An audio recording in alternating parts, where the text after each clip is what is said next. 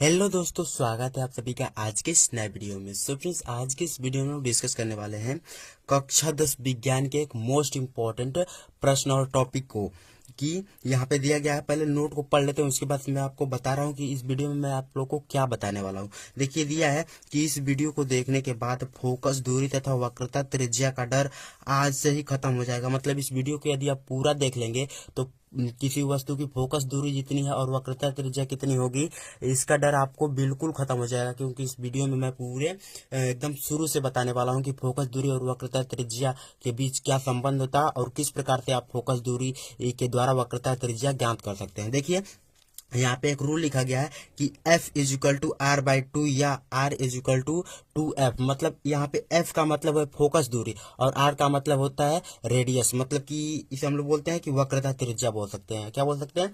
वक्रता त्रिज्या बोलते हैं। तो देखिए, हमको यहाँ पे दो क्वेश्चन दिए गए हैं और ये क्वेश्चन मोस्ट इंपॉर्टेंट प्रश्न है। आपके बहुविकल्पी प्रश्नों में भी ऐसे प्रश्न पूछे जा सकते हैं, ऐसे क्वेश्चन पूछे जा सकते हैं कि आपको दे देगा कि किसी उत्तल दर्पण या अवतल दर्पण की वक्रता त्रिज्या दे देगा या फोकस दूरी दे देगा और पूछ देगा, यदि वक्रता त्रिज्या देगा तो फोकस दूरी पूछेगा और फोकस दूरी दे देगा तो वक्रता त्रिज्या पूछेगा।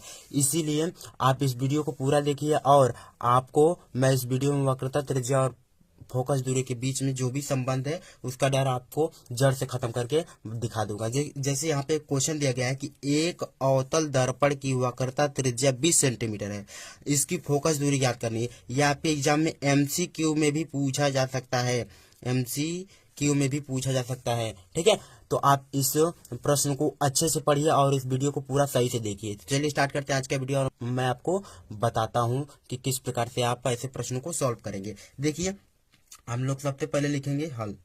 क्या लिखेंगे? हल। और हल में हम सबसे पहले लिखेंगे ये जो हमको दिया है। हमको क्या दिया है कि एक अवतल दर्पण है जिसकी वक्रता त्रिज्या क्या है? 20 सेंटीमीटर है। कितनी? 20 सेंटीमीटर है। मतलब वक्रता त्रिज्या को हम लोग किससे लिखेंगे? R से लिखेंगे। तो हम लोग लिखेंगे R बराबर कितना दिया है? 20 सेंटीमीटर। आर बराबर कितना दिया है? 20 सेंटीमीटर। मतलब कि वक्रता त्रिज्या कितनी है? 20 सेंटीमीटर। हम लोग को पूछा क्या है कि इसकी फोकस दूरी F इज इक्वल टू क्या होगा? F इज इक्वल टू कितना होगा? तो हम यहाँ पे भी एक रूल मैंने आपको बताया कि F इज इक्वल टू होगा R बाई 2। तो F का मान निकालना है तो R में 2 से क्या करना पड़ेगा? भाग देना पड़ेगा। तो लिखेंगे कि F बराबर R बटा 2। ये तो रूल है, इसे आप ब्रैकेट में बंद कर लीजिए और यहाँ पे लिखेंगे F बराबर 20/2। अब मैंने 20 क्यों लिया? क्योंकि देखिए यहाँ पे R का मान कितना है दिया है, हम लोग को 20 दिया है, इसीलिए यहाँ पे हो जाएगा F बराबर 10 सेंटीमीटर।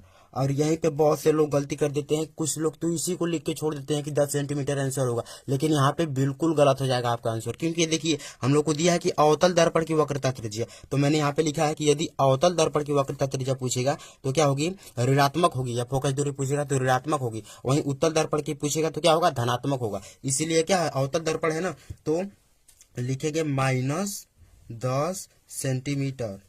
ये हो जाएगा हम लोग को क्या? आंसर। समझ गए? तो इसका आंसर क्या होगा? -10 सेंटीमीटर। ठीक है, तो उसी तरह देखते हैं नेक्स्ट क्वेश्चन। ये मोस्ट इंपॉर्टेंट प्रश्न है। दिया है कि एक उत्तल दर्पण की फोकस दूरी 10 सेंटीमीटर है, इसकी वक्रता त्रिज्या ज्ञात कीजिए। क्या दिया हम लोग को? फोकस दूरी। मतलब कि F इज इक्वल टू दिया, हम लोग लिखेंगे सबसे पहले हल और हल में लिखेंगे क्या कि F इज इक्वल टू दिया हम लोग को क्या? 10 सेंटीमीटर। कितना सेंटीमीटर? 10 सेंटीमीटर। अच्छे से आप प्रश्नों को समझिए। F बराबर कितना दिया? 10 सेंटीमीटर। पूछा इसकी वक्रता त्रिज्या क्या होगी, तो हम लोग को वक्रता त्रिज्या मतलब R का मान निकालना है। तो R बराबर क्या होता है? 2F होता है। पूछा है कि R बराबर क्या होगा, हमको बताना है। तो देखिए, हम लोग जानते हैं कि R बराबर होता है 2F। मतलब F में 2 से गुणा करेंगे तो R का मान निकलेगा 2 इंटू F का मान कितना है? 10 सेंटीमीटर। मतलब 10 से क्या करेंगे?